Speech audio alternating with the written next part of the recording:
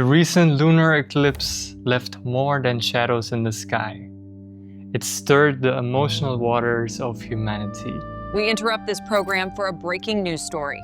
A part of me, I don't even know what part of me feels kind of broken.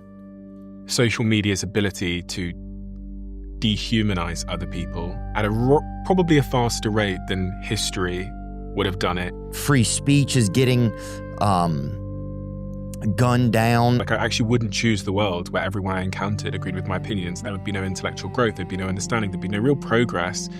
And if you feel like the world around you is getting more and more chaotic, then this video is for you.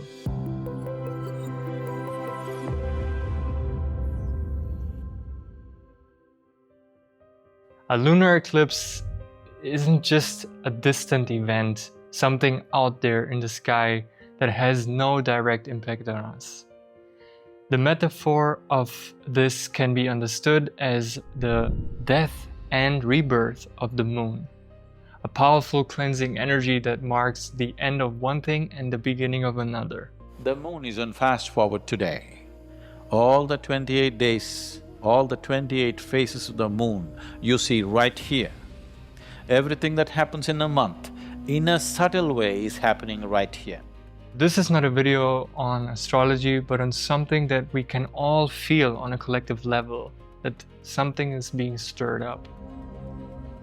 As this energetic pressure moves across the world, we are witnessing deep structural breakdowns. I know with everything that's happening right now in the world, it becomes difficult to see that the real challenge isn't out there. It's in here. Our choices right now are the deciding factors of whether we're moving into the light or staying in the dark. And yes, all of us are witnessing darkness being shown, being uncovered. There's a fundamental battle between good and evil. We live in a world of polarities. We're always going to have the polarities, the light and the dark. Those polarities express in different ways. One of the ways they express is through what we call good and evil. Often that battle is psychological, and we're seeing this play out in social media. The goal of that battle is to veil humankind from their power and from their potential, from their divinity.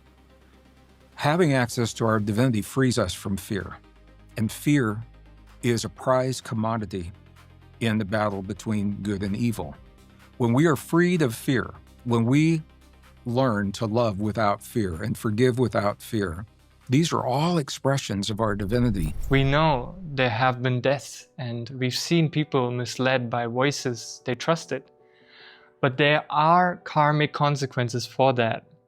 And that is what we have to come back to. This is your moment to reclaim your energy, your health, and your attention.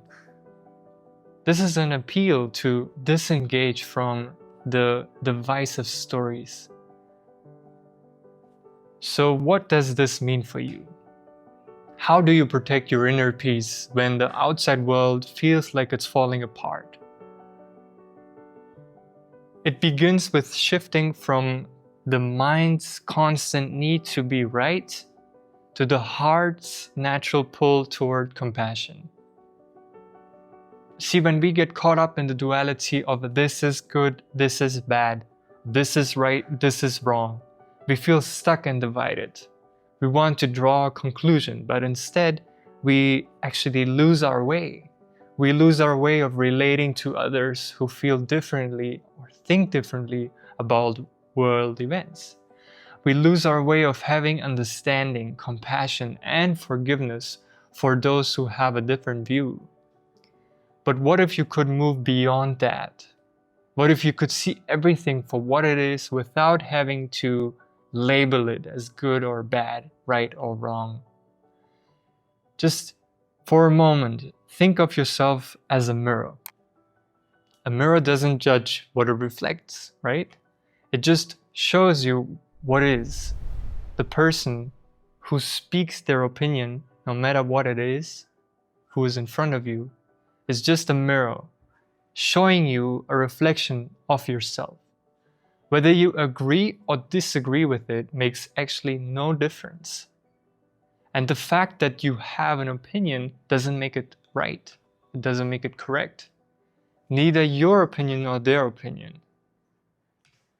So you can choose to keep living in the cycle of right and wrong, feeding the energy of a system that thrives on division. Or you can choose to see things for what they are, to trust your own heart, and to lead with presence and awareness. This is not the end. As I said, these 2 eclipses just happened, and this is just the beginning of a new paradigm. And those who choose peace, presence, and truth will lead the way.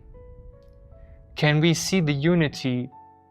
Can you see the unity when you want to judge?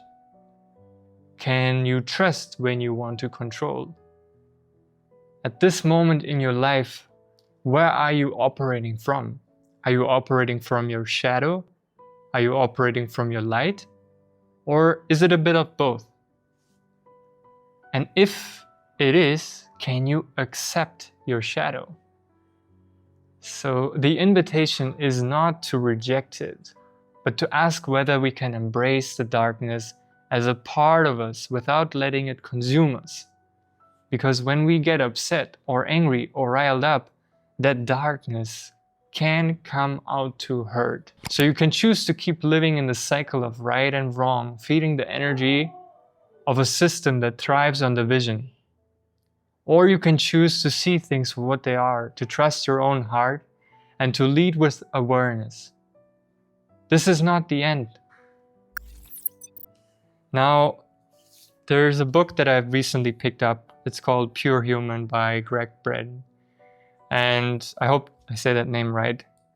And he is a New York Times best-selling author and a scientist, a pioneer in the emerging paradigm bridging science, social policy, and human potential. And I was just reading this morning, actually, where Greg is showing how to deprogram ourselves from this division.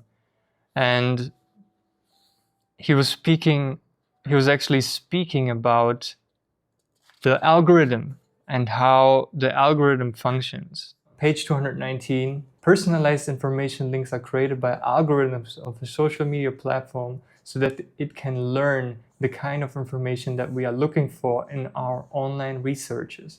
The algorithm will then seek out additional sources of information that agree with the viewpoint we have shown an interest in and topics we have searched for.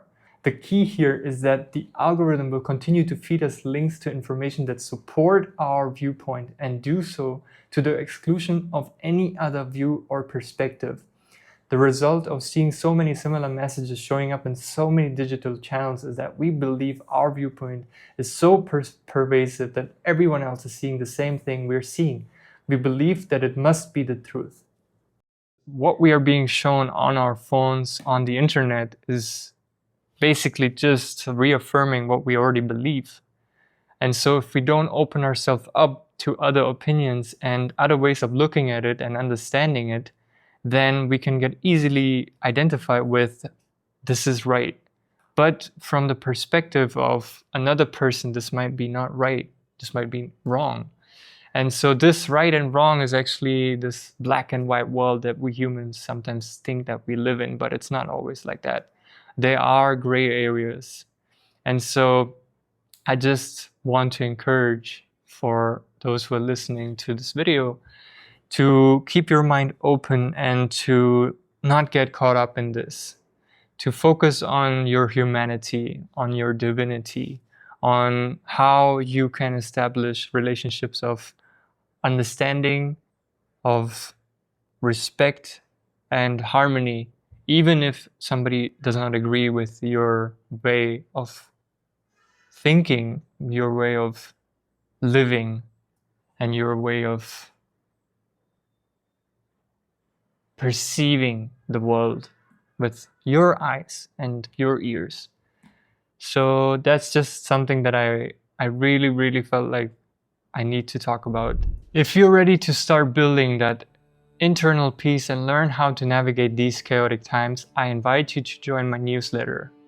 You can find the link below.